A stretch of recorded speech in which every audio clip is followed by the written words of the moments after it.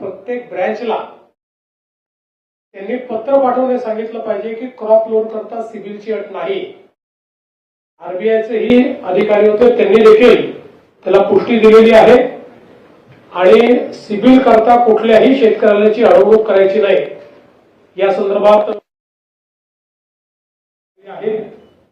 यासोबत या सगळ्या बँकांची कर्जमाफीच्या संदर्भात देखील आम्ही चर्चा केलेली आहे। जी काही आपल्याला कर्जमाफी करायची आहे त्या संदर्भात जुन्या अकाउंट्सवर जो काही त्यांनी हेअरकट घ्यायचा असतो त्या संदर्भात आणि एकूण त्याचं कर्जमाफीची माहिती ही कुठल्या फॉर्मॅटमध्ये त्यांनी द्यायची, कुठल्या फॉर्मॅटमध्ये आम्ही ती करायची या संदर्भातले एक डिस्कशन आज झालेलं आहे। आणि मला असं वाटतं की आम्ही कर्जमाफीच्या संदर्भात जो काही निर्णय घेतलेला आहे तो वेळेत पूर्ण करू शकू अशा पद्धतीनं त्याचंही नियोजन हे आपण केलेलं आहे।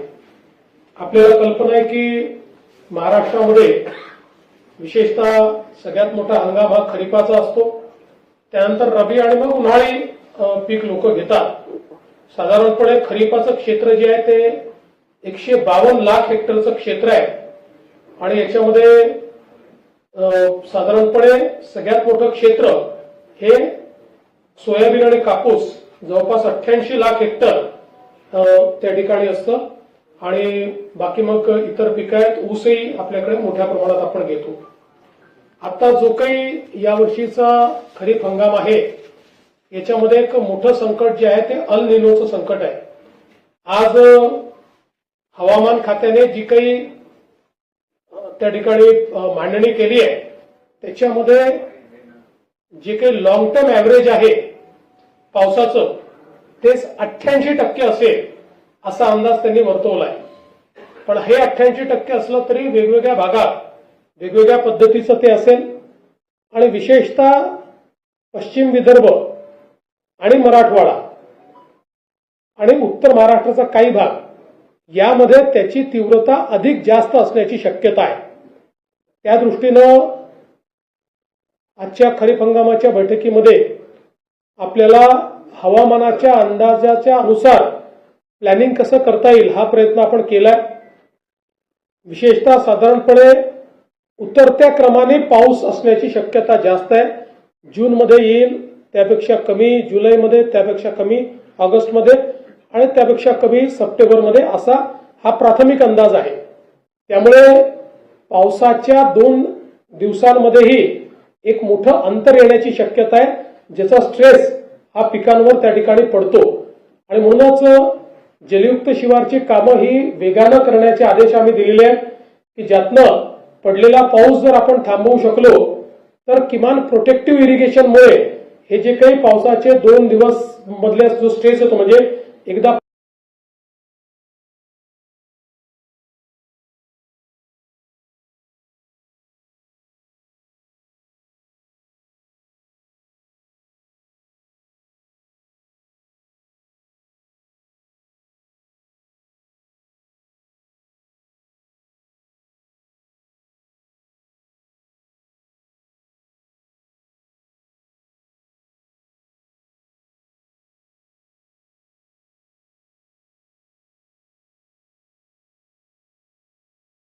पाऊस पडला आणि म्हणून अशा पद्धतीची परिस्थिती आली तर आपल्याला काय करावं लागेल याचंही प्लॅनिंग आता प्रत्येक जिल्ह्याला आपण अल निनोच्या संदर्भातलं प्लॅनिंग हे करायला दिलेलं आहे।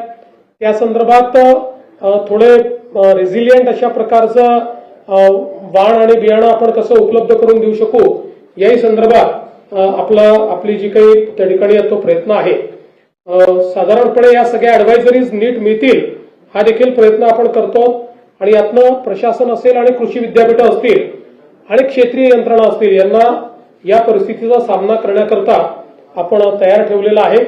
त्यामुळे आमची ही पण विनंती असेल की पाण्याचा महत्तम किंवा ऑप्टिमम उपयोग आपल्याला कसा करता येईल अशा प्रकारचा आपल्याला प्रयत्न करावा लागेल।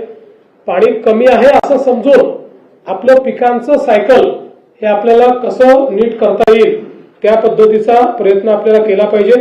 अर्थात जिथे विहिरींना पाणी आहे तिथे आपण त्या ठिकाणी समजा पावसात खंड पडला तर आपल्याला जी काही पिकं आहेत ते वाचवता येतील. आपल्याला माहिती आहे सिंचनाच्या संदर्भातही मोठ्या प्रमाणात आपण व्यवस्था उभ्या केल्या आहेत. बियाण्यांच्या संदर्भात आता आम्ही आढावा घेतला. प्रत्येक जिल्ह्यामध्ये आवश्यक त्यापेक्षा जास्त बियाणं उपलब्ध आहे आणि विशेषतः आता जवळपास 20.16 लाख मेट्रिक टनाची आपल्याला आवश्यकता आहे. त्याच्या अगेन्स्ट 28 लाख मेट्रिक टन एवढं आपल्याकडे बियाणं उपलब्ध आहे. यामध्ये सोयाबीन, कापूस, मका, भात, तूर, बाजरी इत्यादी बियाण्यांचा अगदी पुरेसा साठा आहे आणि आपला हा प्रयत्न आहे की सगळं बियाणं प्रमाणित बियाणं असावं. या दृष्टीनं साथी पोर्टल आपण तयार केलं आहे. साथी पोर्टलवर रजिस्टर्ड असलेलं बियाणंच विकत घेण्यात यावं अशा पद्धतीचा आपण शेतकऱ्यांना त्या ठिकाणी आग्रह करतो, जेणेकरून त्यांची जी काही फसवणूक आहे ती फसवणूक या ठिकाणी होणार नाही आणि त्या माध्यमातून शेतकऱ्यांना योग्य अशा प्रकारचं बियाणं त्या ठिकाणी मिळेल. खतांच्या संदर्भात साधारणपणे आपल्याला आता जे आवंटन आहे ते 48 लाख मेट्रिक टनाचं केलेलं आहे.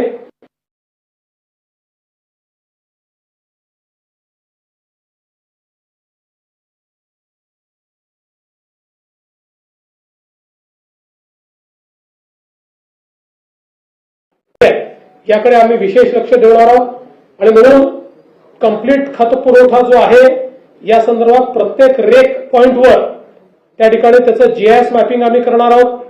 त्या ठिकाणी त्याची व्हिडिओग्राफी आम्ही करणार आहोत.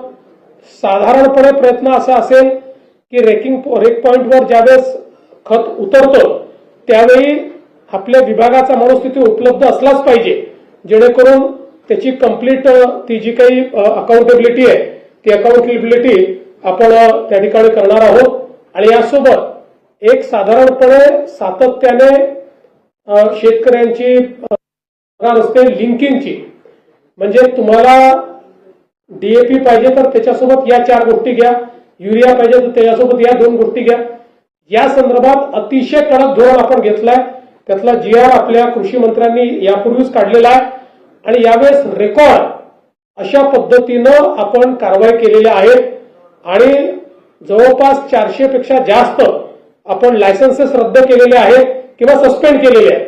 त्यामुळे कुठेही लिंकिंगची तक्रार आली तर त्याच्यावर सस्पेन्शनची कारवाई जी आहे ती कारवाई आपण निश्चितपणे या ठिकाणी करणार आहोत.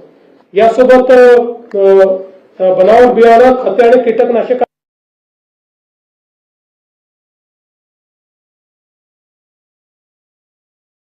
भाषेमध्ये एजंट त्याला उत्तर देतो. त्यामुळे पूर्णपणे शेतकऱ्याला जी माहिती पाहिजे असेल, क्रॉपिंग पॅटर्न पासनं, कीड नियंत्रणापासनं किंवा पुढच्या काळामध्ये जी काही पिकांचे भाव आहेत त्याच्यापर्यंत 100% सगळी माहिती ही या महाविस्तार ऍपवर शेतकऱ्यांना उपलब्ध आहे. आणि आपण कॉलिंगची सिस्टीम आहे, म्हणजे आता आपण शेतकऱ्यांना या ऍपवर त्यांच्या भागात पाऊस कधी पडेल हे पण कळणार आहे, किती पडेल साधारणपणे त्याचा अंदाजही त्यांना येणार आहे आणि या संदर्भात एक कॉलिंगची व्यवस्था पण आपण करतो की जो कॉल देखील त्यांना जाणार आहे. आणि साधारणपणे AI आधारित कॉल असला तर या इंटरॅक्टिव्ह कॉल असेल. हा जो AI एजंट आहे हा स्मार्ट एजंट असल्यामुळे जणू काही आपण त्या बाईशी उत्तर ही या कॉलच्या परिस्थिती उपलब्ध असलाच पाहिजे, जेणेकरून त्याची कंप्लीट ती जी काही अकाउंटेबिलिटी आहे ती अकाउंटेबिलिटी आपण त्या ठिकाणी करणार आहोत. आणि यासोबत एक साधारणपणे सातत्याने शेतकऱ्यांची त्या ठिकाणी तक्रार असते लिंकिंगची, म्हणजे तुम्हाला डीएपी पाहिजे तर त्याच्यासोबत या 4 गोष्टी घ्या, युरिया पाहिजे तर त्याच्यासोबत या 2 गोष्टी घ्या. या संदर्भात अतिशय कडक धोरण आपण घेतलंय. त्यातला GR आपल्या कृषी मंत्र्यांनी यापूर्वीच काढलेला आहे आणि यावेळेस रेकॉर्ड अशा पद्धतीनं आपण कारवाई केलेल्या आहेत आणि जवळपास 400 पेक्षा जास्त आपण लायसन्सेस रद्द केलेले आहेत किंवा सस्पेंड केलेले आहेत. त्यामुळे कुठेही लिंकिंगची तक्रार आली तर त्याच्यावर सस्पेन्शनची कारवाई जी आहे ती कारवाई आपण निश्चितपणे या ठिकाणी करणार आहोत. यासोबत बनावट बियाणं, खते आणि कीटकनाशकाच्या विरुद्ध बनावट जे आहे त्याच्या विरुद्ध एक मोठी तपासणी मोहीम ही आपण हातामध्ये घेतली आहे. नैसर्गिक आपत्तीची मदत देखील आपण मोठ्या प्रमाणात त्या ठिकाणी दिलेली आहे. आज आपण 4 महत्वाच्या गोष्टी लॉन्च केलेल्या आहेत. यामध्ये महाविस्तार 2.0 हा आपण एक ऍप आज त्याचं लॉन्चिंग केलंय.